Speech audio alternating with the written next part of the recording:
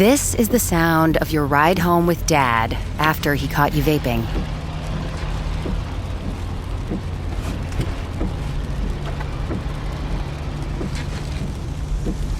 Awkward, isn't it? Most vapes contain seriously addictive levels of nicotine and disappointment. Know the real cost of vapes. Brought to you by the FDA.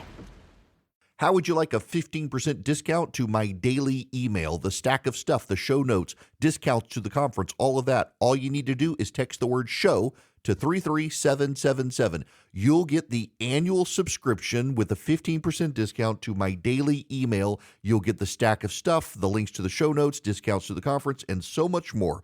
All you have to do is text the word show, SHOW, to 33777. Text show to 33777.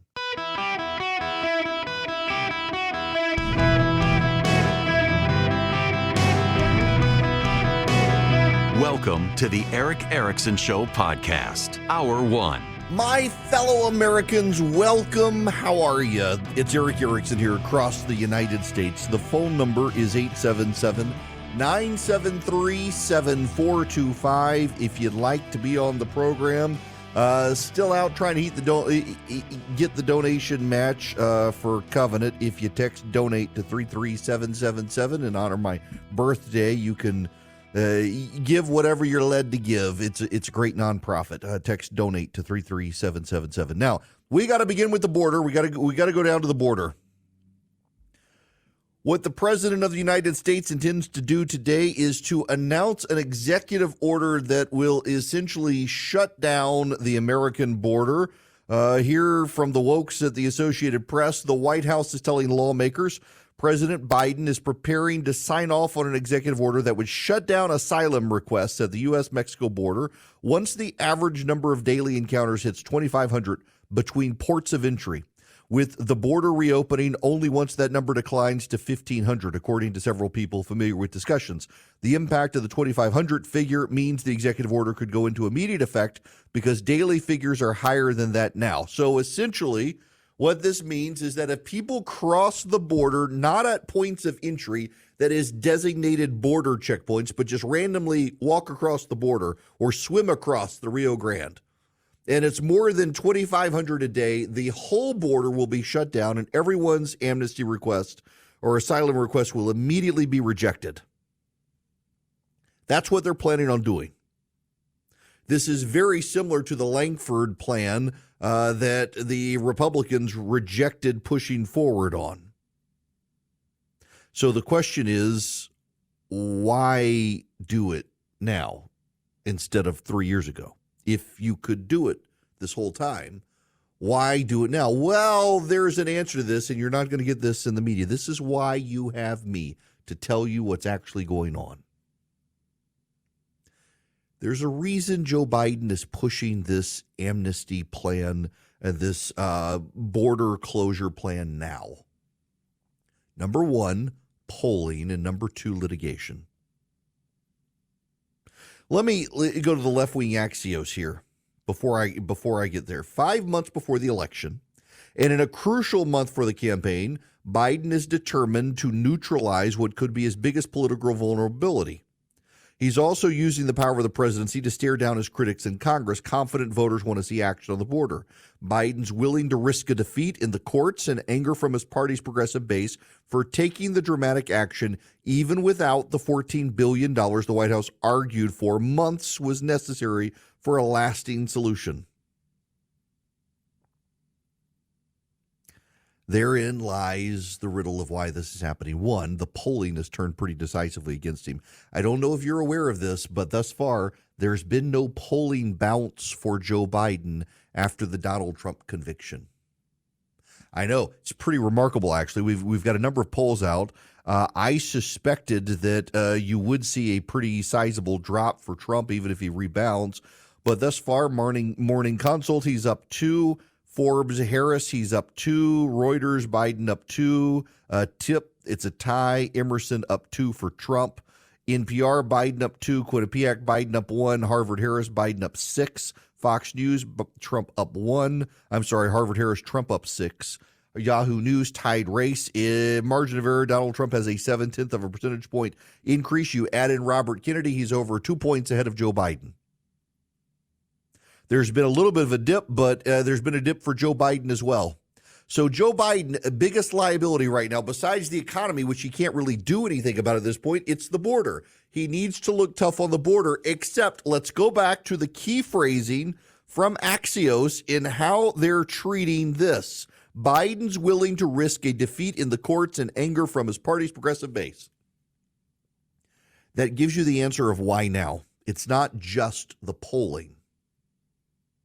Joe Biden is doing this now because it gives progressives time to go to court and get an injunction to stop him. Had Joe Biden done this last year and progressives run to court and got an injunction, the litigation would have proceeded and concluded by now, and if possible, the injunction gone away and Biden's executive order gone into effect and he secured the border. By doing it now, there's no way the border can actually be secured. So Joe Biden can look like he's securing the border and blame the courts and progressives for being unable to secure the border. And because it's so close to the election, there's no chance that this policy will actually go into effect before the election. So Biden can actually accomplish a couple of things. One, make himself look like he's standing up to progressives, while two, carrying out the progressive agenda of an open border, while three, blaming courts. Say, well, I do it, except this progressive judge in San Diego won't let me. This is all border theater. It's all border theater. He could have done this 3 years ago, and he chose not to. He chose to wait until 5 months before the election, knowing it'll be litigated, knowing his injunction will probably be paused by a federal judge, knowing that this gives him political theater to look like he's doing something without actually accomplishing anything, and progressives get a big pass. That's what's going on here. It's all theater. He doesn't really mean it. The reality here is that he's also being led by the polls yet again. Joe Biden shifted his position on Israel and Gaza and Hamas because of the polling, because of the voting, because of the uncommitted votes of Michigan. Joe Biden has dropped using the word Bidenomics because of the polling on Bidenomics. And now Joe Biden is attempting to secure the border without actually doing so because the polling shows it's a big issue for the American public. Time and time again, what Joe Biden is doing is being led by the polls instead of leading. Side note, there's some academic research out now, which I find interesting. And I don't dispute it. I think it actually shows the truth. It's a study of political science, not just in the United States, but in Europe as well. And it shows that political leaders who do what is popular tend to lose re-elections more often. Counterintuitive, is it not? Politicians who do what is popular tend to lose re-election more often than those who do what they set out to do without being led by popular opinion. Why? Well, people are stupid. People are voters. People are fickle in their stupidity. They change their minds all the time. What was popular today is going to be unpopular tomorrow. What's trendy today is going to be a past trend tomorrow.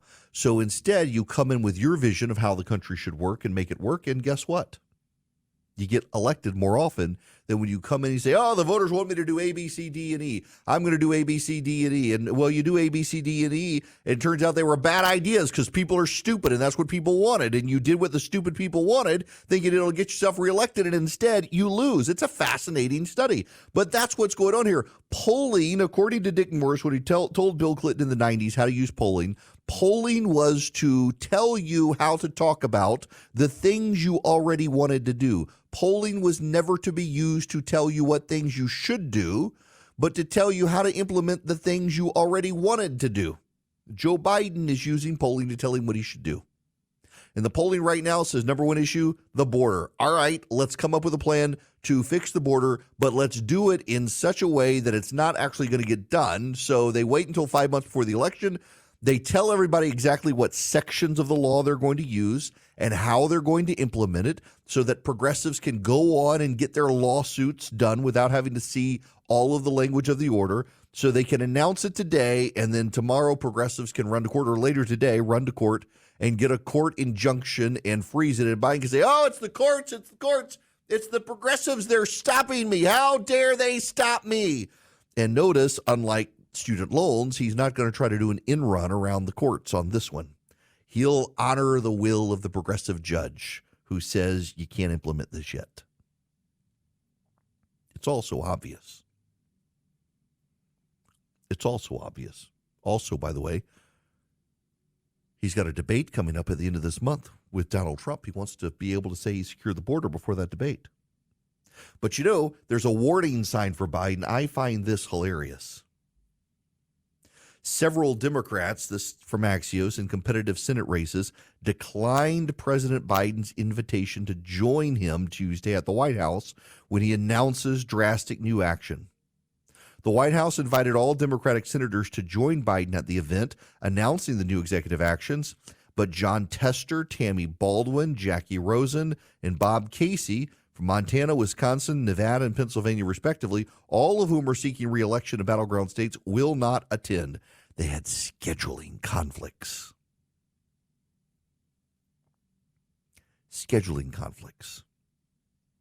It's really kind of notable that the swing state Democrats from Montana, Wisconsin, Nevada, and Pennsylvania do not want to go to a White House event where the president intends to secure the border. It's a big issue in those states. Jackie Rosen, who's running for re-election in Nevada, Democratic senator, she's been campaigning on border security. She's been campaigning on securing the border. John Tester has as well up in Montana. He's been campaigning on border security. We got to do something to secure the border. And here comes Joe Biden saying he's going to secure the border, and they won't show up at the White House to get credit for Joe Biden securing the border. That tells you everything you need to know about how ineffective this executive order is going to be. Biden's executive order is expected to enable law enforcement officials to turn back migrants who illegally cross the border. Many of the Senate Democrats who won't be making the trek to the White House on Tuesday have pounded the table for the president to take executive action on the border. So here he comes, taking executive action on the border, and there are no shows. That tells you exactly how effective this executive order is going to be. They don't want to be there knowing it's going to blow up in the Democrats' faces. It's remarkable politics that these incumbent Democrats in swing states are refusing to go to the White House to watch the president implement border security, something that they're campaigning on doing. They all want border security. All of them, Rosen and Tester in particular, been very vocal about the need to have border security and stem the tide of illegal immigrants coming across the border. That must mean this is going to be a really ineffective thing that Joe Biden does if they don't want to be there. But he's only doing it because of the polling. He is led by the polling. Again, the Hamas situation. He changed his mind on Israel because of the polling. He's changed his mind on border security because of the polling. He can't run on the economy. That's why he's going to run on convicted felon Trump. He's already out there on the campaign trail calling Donald Trump a convicted felon because he can't run on a good economy. Prices keep going up.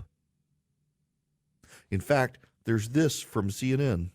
Well, many Americans may be getting hot under the collar when they open their electric bills this summer. The cost of keeping cool is expected to rise nearly 8% to $719 for the bills running June through September, according to the National Energy Assistance Directors Association.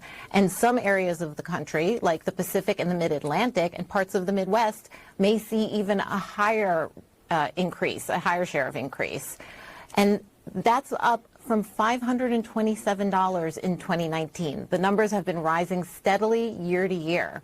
utility prices skyrocketed in recent years, making it harder for people to keep up with both their cooling bills in the summer and their heating bills in the winter. And your groceries are more expensive, and your gas is more expensive, and 5 months before the election, Joe Biden finally decides it's time to secure the border. Good luck with that. This episode is brought to you by Amazon. The holidays are here, and you know what that means? It's time to get your friends and family the gifts they deserve. Take the stress out of shopping with Amazon's great deals and low prices on a huge range of items from toys to tech and much more. Whoever you're gifting for, Amazon has great prices on everything you need this holiday season. Shop Amazon for all your gifting needs. Hello there. Welcome. It is Eric Erickson here. The phone number is 877-973-7425 should you wish to be on the program. If you text the word data to 33777, you can subscribe to the show notes with a discount, and also you can order my book. It's coming out in a few weeks. In fact, this morning I got the contract to do the audio book. However, the publisher asked that you buy the printed copy of the book. I don't understand the world of audiobooks, but apparently it's an odd world. All right, we got to move on to other stuff. Have y'all heard about the story last week? It's one of the stories while I was gone. The guy who was on a suspended license and called into court and was driving and was on a video Zoom call. And it made national headlines that this guy was driving on a suspended license and called into the court on a video Zoom call for a hearing and was driving. He was behind the wheel, had a seatbelt on and everything. He had pulled over. So he wasn't technically driving, but he was pulled over clearly in the driver's seat with a seatbelt on for this hearing. It made national news. They ran stories everywhere. It was in newspapers. It was on TV news programs. And turns out the guy was innocent. He was charged under a clerical error. They got the wrong person. They had suspended the license of the wrong person. And so this guy has been everywhere, all over the news, and he was innocent. It is another example in my mind of the news media these days latching on to very sensational stories to get clicks and attention, because it was all over social media. I saw it on a news when we were out in Las Vegas. It was on the news out there, and everybody wants these sensational stories to laugh at. Many of them online, they want them to click. You can't believe this. The push alerts, you can't believe what this guy did on a suspended license. Well, you can when you phrase it that way, because obviously he was driving, but yes, and it was the wrong person. They never should have done this. It just feel bad for the guy. Got his name out there, his face out there and everything, that he was on a suspended license. And who's going to know about the retraction that it was a clerical error, that he never should have been charged? Now, Hillsdale College is running a survey. Normally, Hillsdale College educates you, and instead they want you to educate them on where you stand on the presidential selection process in this country. Go to ericforhillsdale.com, E-R-I-C-K, ericforhillsdale.com, and take the presidential selection survey. There are states in the country, progressive states, that are trying to get rid of the Electoral College via a backdoor of an interstate compact where they will require their electors in the Electoral College to be bound by the national popular vote. Now, if Trump gets the popular vote, they'll probably change that. But nonetheless, if you go to ericforhillsdale.com today, you can sign up with Hillsdale College and take their presidential selection survey. Tell them what you think about the Electoral College and the process to elect the president of the United States. They're wanting you to help shape their views on where my listeners and others stand on the issue. Go to Eric, E-R-I-C-K, ericforhillsdale.com today. Take the presidential selection survey. Begin a relationship with Hillsdale College as well. It's a great way to get to know about the college. ericforhillsdale.com. I'm James McComb, reporting live from home in my bathrobe and slippers. Tonight, we're talking Dunkin' Polar Peppermint Coffee. Gene's here with the latest. Gene, do you copy? The home with Dunkin' is where you want to be. Greetings. Welcome. It is Eric Erickson here. The phone number, 877-973-7425. If you wish to be on the program, By the way, looks like Vice President Pence is going to be at the gathering in August. If you want to come, text the word ENGAGE to 33777. Tickets are on sale now. We'll have Brian Kemp, Doug Ducey of Arizona. We'll have Mike Pence. We've invited Ron DeSantis to come as well. Glenn Youngkin, the governor of Virginia, is going to be there that Thursday night. It's going to be a great gathering here in Atlanta where we take the radio and online listeners and readers and bring everybody together in person to hang out, hear from some of the leaders of the conservative movement. So text the word ENGAGE to 33777. Tickets are on sale now. To the phones we go here. Eddie, I haven't mentioned this a lot. I'm glad you called in about it. Welcome. How are you? Hey, Eric. I certainly hope that Christy's doing better being back in town. Thank you. I will tell you, she wound up, yesterday was my birthday. We didn't do much because she wound up going to the doctor and was there for about 4.5 hours or so. But they said she got really dehydrated. Her medicine didn't do well in the dry desert heat of Arizona or of Nevada. So, but fluids have made her rebound, and I think she's headed in the right direction. Thanks for asking. Sure. I remember years ago flying into Las Vegas. I got off at the airport. It was 111 and 6% humidity. So I know what you went through. Yep. Anyway, I'm calling about Hunter Biden. To me, this trial is going to be the equivalent of flying like on a commuter airline where they ask you how much you weigh and you tell them you weigh 185 and you really weigh 220. I don't see anything happening. I got to go back to when Biden literally withheld $1 billion from Ukraine to keep them from investigating Hunter. And when Trump asked to have that looked into, which we now know is a fact, he got impeached. You have another situation with Obama where he was talking to Putin and said, I can do more after the election. So what is going on where all these things get looked over and then, our side seems to get blasted for it? Yeah, look, there is a massive bias in the press and how these things are handled.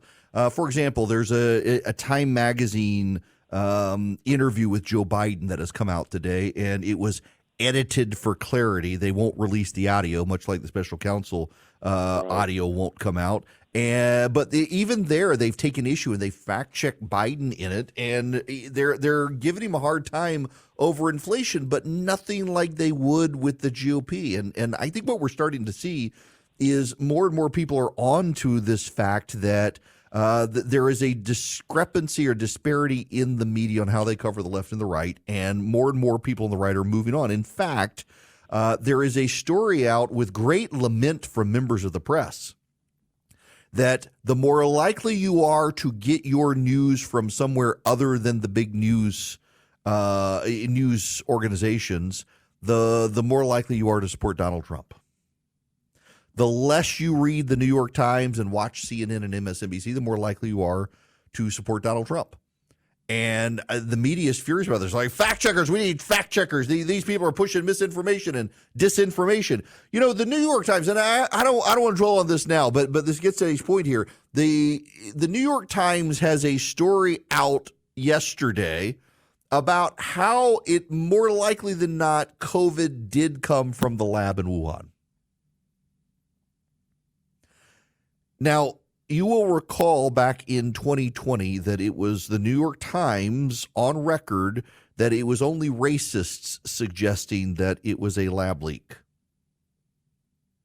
Calling it the China virus, suggested it came from the lab. And this is the bigoted racism of the progressive elite. They were like, it didn't come from a lab. No, it came from the disgusting food the Chinese people eat at the wet markets. That was it. It's a massive disparity. So same with Hunter Biden. Now, I'm actually in the camp that no, the media is not going to give as much attention to the Hunter Biden trial as they would the Donald Trump trial, not just because they hate Trump and want to embarrass him, but Donald Trump, former president of the United States, this has never happened before. It's a much bigger deal. However, I do think Hunter Biden is going to go to jail. I'll be surprised if he doesn't. I'm going to be surprised if Joe Biden doesn't pardon him. The number of people in the media who have been very smugly saying Joe Biden would never pardon Hunter Biden. He believes justice must be done, and if it must be done to his son, well, justice will be done to his son. Baloney. Joe Biden, the man who said he doesn't comment on pending legal matters, commented on how he doesn't believe Hunter did anything wrong. He will pardon Hunter Biden. And, of course, the press will do it's poor Joe. Poor Joe. Of course he's going to do this. Why wouldn't he do this? Okay, I got to move on to other stuff. 877-973-7425 if you want to be on the program. Benjamin Netanyahu is coming to Congress. It will be next week. He addresses the United States Congress in a joint meeting of the House and Senate. If you don't know, a joint session is when the president addresses Congress, and a joint meeting is when foreign dignitaries address Congress. And in a joint meeting of Congress, Netanyahu will do so. And the Democrats are a little bit perturbed. Now, Chuck Schumer signed off on this. Originally, Democrats tried to get just the House to do it and have the Senate stay out of it so they could just say this was a Republican thing. But Schumer signed off on it and has put some Democrats in an awkward position. And some of those Democrats are going to boycott. In fact, there are concerns that there could be a significant boycott. This is from Axios. Democrats are anticipating a large chunk of their caucus to sit out Israeli Prime Minister Netanyahu's address to a joint meeting of Congress. It would represent a significant repudiation of the Israeli Prime Minister amid persistent Democrat objections to how he's conducted the war in Gaza. Now, Netanyahu addressed Congress in 2015 and 58. Democrats skipped it. Many Democrats have argued against inviting Netanyahu. The Congressional Progressive Caucus Chair, Pramila Jayapal of Washington State, told Axios the boycott will be large. There's a lot of people who are extremely upset he's coming. They hate Netanyahu. I mean, this is just not a surprise to any of us. They really hate Netanyahu. And this issue has deeply, deeply divided the Democrats. This issue has fairly well united the Republicans, but the Progressive Caucus is divided. In fact, you've got what's the fire alarm puller guy, Bowman, from New York. He's being challenged. And some of the black Democratic friends of his in the House of Representatives are now supporting a challenger who is running against Bowman because of his anti-Semitism. Mondaire Jones, a fellow black progressive who entered Congress with Mr. Bowman in the 2020 election, is endorsing George Latimer. In fact, there are real concerns in the Democratic primary at the end of this month that George Latimer could win. The progressives are a little bit concerned.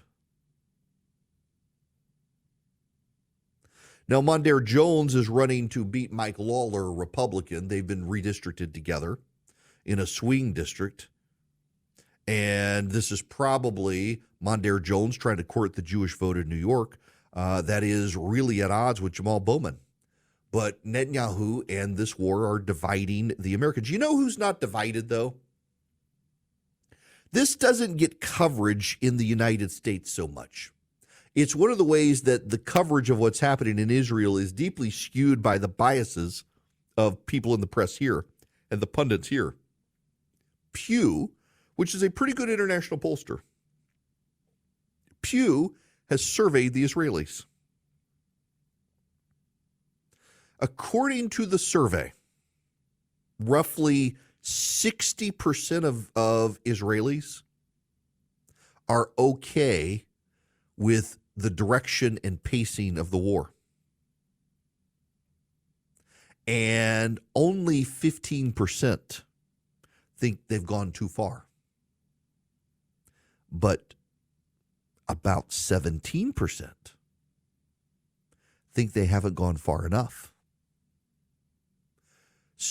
In other words, about 3/4 of Israelis, more than roughly 80% of Israelis, think they've either done enough or have not gone too far. And only about 15% of Israelis think they've gone too far in their war against Hamas. A startling minority number in Israel. Now, if you listen to the American press, if you listen to the pundits in the American press, if you listen to the politicos in the American press, they all will tell you that this sort of sad fantasy they have that the Israeli people are turning on Netanyahu, that they don't like Netanyahu, they don't like his handling of the war, and they think he's gone too far. That's actually not true at all. You hear this. You hear this frequently in the American press, that somehow or another, if Israelis were left to their own devices, they would throw out Benjamin Netanyahu and they would end the war. This is the sentiment that prevails on MSNBC. It's the sentiment that prevails on CNN. It's the sentiment that prevails in the op-ed pages of the New York Times, except it's not true. It's completely detached from the reality on the ground in Israel, where the Israelis want to annihilate Hamas. More Israelis think they haven't gone far enough than think they've gone too far. And 2/3 of Israelis think we're doing the right thing. We're headed in the right direction. Let's keep it going. In fact, Netanyahu's popularity is growing in Israel as it is declining among Democrats in this country. He's threaded the needle fairly well there. He's a wily politician. You shouldn't discount him. Good politician. But you don't get that sentiment here in this country. From our press corps in this country, you get this generalized hatred of Netanyahu that then shapes the views of the Democrats when it comes to all aspects of what we do with Israel. In fact, in this Time magazine interview I referenced earlier with Joe Biden, he's largely treating Hamas and Israel on the same footing. And the Democrats now argue that we can stop the war because Hamas can't do anything. This is the State Department spokesman. Listen to this.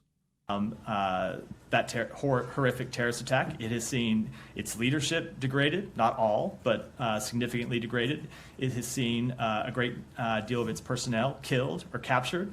It has seen a great deal of its military materiel destroyed, and not just the weapons themselves, but the underground factories that they were using to produce more weapons that they used on October 7th. Those have been, in many cases, destroyed by Israel. So it is, in many ways, an incredibly diminished organization from the one that it was on October 7th, and we do not believe could conduct an attack anything like the scale and scope that did on October 7th. Now, it still poses a threat. Absolutely. Hamas launched rockets against Israel just last week, and Israel needs to continue to have the ability to defend itself against that threat.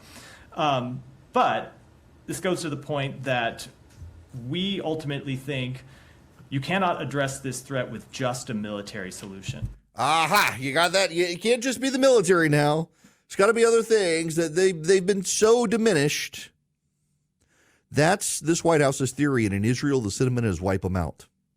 That as long as there's one member of Hamas left, it's one too many, wipe them out.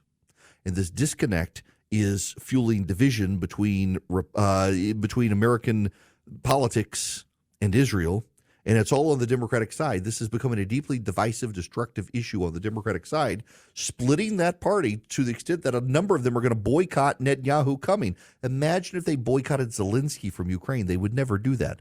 But with Netanyahu, an American ally, they will, and it makes the Democrats look bad.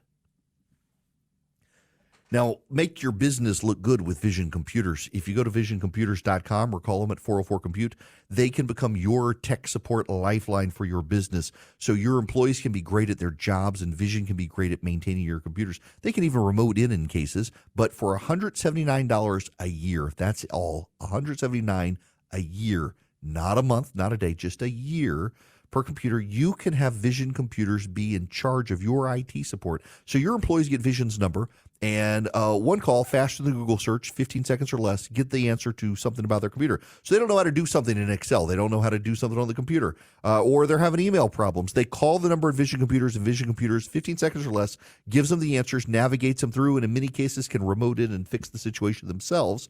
And so your employees can go back to their job and being good at their job. They can do this for your home as well. They can even build the PCs for you. They can save you money and give you something that's not one size fits all, but actually fits your wants and needs. It's 404-COMPUTE or visioncomputers.com. Any of you listening nationwide, they can help you. They can help your business. 404-COMPUTE or visioncomputers.com. If you call Vision at 404-COMPUTE and tell them Eric sent you, you get an even better deal. Blinds.com Cyber Monday Last Chance is happening now. Don't miss out on up to 45% off site-wide. A Blinds.com design expert can help you make the perfect selection on your schedule. We can handle everything from measure to your whole home installed for one low cost. With over 25 million windows covered, Blinds.com is the #1 online retailer of custom window coverings. Save up to 45% site-wide, plus a free professional measure right now at Blinds.com. Rules and restrictions may apply. Welcome. It's Eric Erickson here. This hour of the program brought to you by First Liberty Building and Loan, wherever you are nationwide. If you're in charge of a business and you want that business to grow, you're buying a building, you're buying a franchise, or you need an equipment loan for heavy equipment, First Liberty can help you. If you have over 700 credit score, they might be able to get this process real quick without any money down. So reach out to them, firstlibertyga.com, firstlibertyga.com. They make their own lending decisions. Tell them I sent you. firstlibertyga.com. Now, I want to go to John's phone call here. John, welcome to the Eric Erickson Show. How are you? I'm great, Eric. Thank you for taking my call. Hey, I have real concerns. If the Democrats were willing to weaponize the judicial system because of their hate for Trump, tell me why they wouldn't consider weaponizing the election in November, especially in the Democrat-controlled states, to somehow manipulate the vote. I mean, I wouldn't put anything past them. I just want your opinion on should we be concerned? Look, I think that honestly, at this point, the Democrats or the Republicans are so convinced the election was stolen in 2020. I think you're going to see Republicans try to steal it this time, and the Democrats are so convinced Republicans are going to pull dirty tricks. The Democrats are going to pull dirty tricks. I think everybody's going to jail basically this time. Here's what I know to be true. The Republicans need much better lawyers in 24 than they had in 2020. Essentially, in 2020, the Democrats had really good longtime elections experts and the elections expert lawyers, and the Republicans hired a bunch of DUI lawyers and said, you're an election lawyer now, and it didn't work for them. They lost a lot of cases in court because the Republican lawyers didn't understand election law. It's very nuanced. So you're going to have to lawyer up. You're going to have observers. More importantly, though, John, the number one thing that if you're concerned about this, you can do is call your local board of elections and say you want to volunteer as a poll worker, because in almost every state they need poll workers. And it tends to be like old progressives who show up and man the polls those days. Republicans can do this as well. So if we're there, they train you into how the process is supposed to work, and you can see it. Now, the one thing I don't think that they will be able to do that I know there's a lot of concern with is manipulating the electronic balloting. And the reason is twofold. One, you have the printed ballots so you can do a hand count. But two, there are random audits in place with these sorts of electronic voting machines now. And every state does this, where after the election is over, before any coding is swapped out, you got to rerun results. And if they change, you know there's something wrong with the machines. And the Republicans and the Democrats all get to play a role in that. So the Republicans and Democrats together in the same room get to watch it and see. But the number one thing you can do is go sign up to be either a poll watcher for your local political party or a poll worker for your county. And most counties need poll workers. Everywhere in the nation, they need poll workers. So if you're that concerned that the Democrats may steal the election, go be a poll worker. And if the county says, look, we got enough people, go to your local party and say, I want to be a poll watcher, and let the party train you into how to watch the polls. It's on you. If you're that concerned about it, you got opportunities to work the polls or watch the polls for either the county or your party, and go do that. Be involved in the process and see it for yourself firsthand. When we come back, there's some good news. I actually want to talk to you about good news when we come back.